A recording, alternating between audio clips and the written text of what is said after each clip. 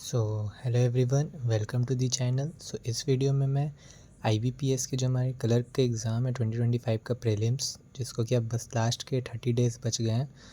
इसकी क्या स्ट्रैटेजी होनी चाहिए लास्ट के 30 डेज़ को हम और कैसे यूज़फुल बना सकते हैं, कैसे और अच्छा कर सकते हैं, उस पर मैं वीडियो बना रहा हूँ। जैसा कि आप लोगों को पता है कि हमारे जो प्रीलिम्स का टेंटेटिव डेट आया है एग्ज़ाम का, वो अक्टूबर में है। 4 से 11 अक्टूबर के बीच में हमारा ये एग्ज़ाम होने वाला है। अब अभी देख लीजिए तो आपको लगभग सितंबर के 2-3, आज मान के चलिए आज 3 सितंबर हो गए आपके। लगभग आपके पास अप्रॉक्सीमेटली आपके पास 30 डेज़ का समय बच गया है। इन 30 डेज़ को किसी भी एग्ज़ाम के लास्ट के जो 30 डेज़ होते हैं ना, बहुत ही ज़्यादा क्रूशियल होते हैं। वही 30 डेज़ डिसाइडिंग फैक्टर होते हैं कि आपका सिलेक्शन उस एग्ज़ाम में होगा या नहीं होगा। क्यों? क्योंकि उस लास्ट के 30 डेज़ को आपको बहुत अच्छे से यूज़ करना चाहिए अपने उन 30 डेज़ को, बचे हुए डेज़ को। चलिए डिस्कस करते हैं किस किस पॉइंट को आपको बिल्कुल मिस नहीं करना। सबसे firstly, revise your own notes. आपने जहाँ से पढ़ा, नहीं पढ़ा, जो किया, जितने भी दिन पढ़ा, ऑनलाइन ऑफलाइन या कहीं से भी, किसी भी बैच से, आपने नोट्स बनाए होंगे। आपके प्रॉपर सब्जेक्ट के नोट्स बने होंगे, सारे सब्जेक्ट के आपने कॉपीज़ बनाई होंगी। अब उन कॉपी को निकालिए और उन्हें डेली बेसिस पे रिवाइज़ कीजिए। हर एक सब्जेक्ट को डेली रिवाइज़ कीजिए, किसी भी सब्जेक्ट को इग्नोर मत कीजिए, चाहे वो आपको आता हो चाहे नहीं आता हो। जो सब्जेक्ट आपको आता है उसको भले थोड़ा कम समय दीजिएगा, बट जो सब्जेक्ट अगर आपको बिल्कुल नहीं आता उसको थोड़ा ज़्यादा समय दीजिए, बट रिवाइज़ कीजिए। रिवाइज़ करना मत छोड़िएगा, नहीं तो बहुत ज़्यादा प्रॉब्लम हो जाएगा। नहीं तो आपको फिर लास्ट में एग्ज़ाम टाइम में आपको कुछ भी याद नहीं आते रहेगा। Revise your own notes. और अपना अब ज़्यादा 10 जगह मत भटकिए, ये चैनल वो चैनल, यहाँ वहाँ वहाँ वहाँ कहीं मत भटकिए। अब अपना कॉपी उठाइए और पर्टिकुलरली आपने जो भी इतना दिन मेहनत करके अपने कॉपी में नोट्स बनाया ना, अब उसको रिवीजन कीजिए। अब वही समय है, ठीक है।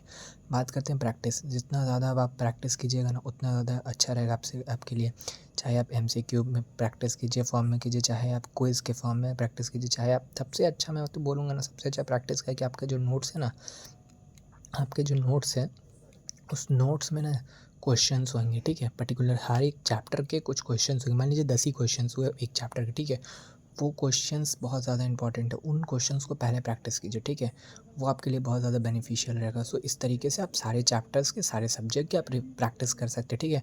उसके बाद मैं बोलूँगा सॉल्व 5 ईयर्स PYQ। अब आप लास्ट के दिनों में, लास्ट के 30 डेज़ में आप ये ट्राई कीजिए कि आप लास्ट के कम से कम 5 साल के PYQ, 5 ईयर्स के लास्ट के PYQ को आप सॉल्व कर लीजिए।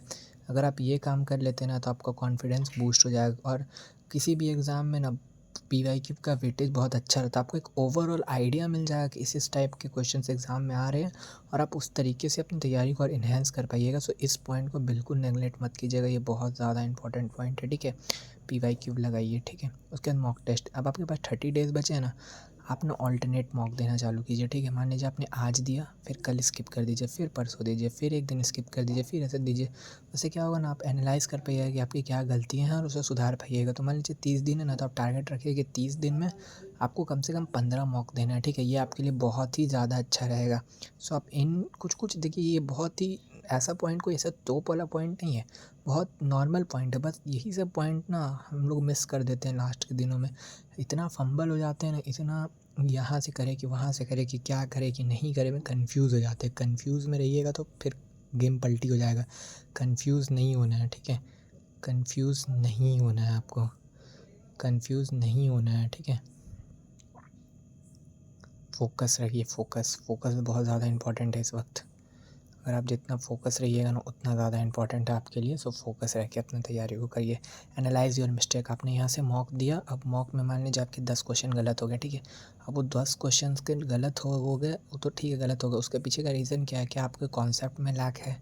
क्या आपको कॉन्सेप्ट नहीं आता? कॉन्सेप्ट नहीं आता तो कॉन्सेप्ट का रिविज़न कीजिए।